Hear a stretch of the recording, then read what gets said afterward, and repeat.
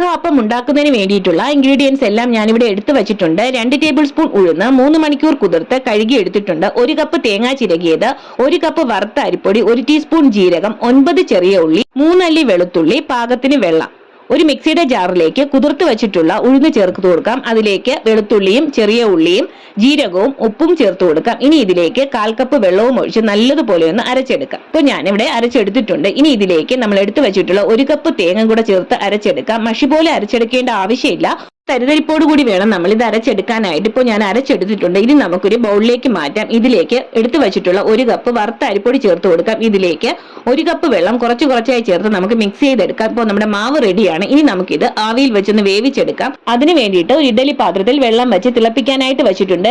അതിന്റെ മുകളിലേക്ക് എണ്ണ തടവിയ പാത്രത്തിലേക്ക് നമുക്ക് മാവ് ഒഴിച്ചു കൊടുക്കാം. ഇതിന്റെ മുകളിലേക്ക് നമ്മൾ വെഞ്ചരിച്ച് വെച്ചിട്ടുള്ള കുരിശ് വെച്ചു കൊടുക്കാം. ഇനി നമുക്ക് അടച്ചു വെച്ചൊന്ന് വേവിക്കാം. ഇനി നമുക്ക് തുറന്നു നോക്കാം. നമ്മുടെ പെസഹ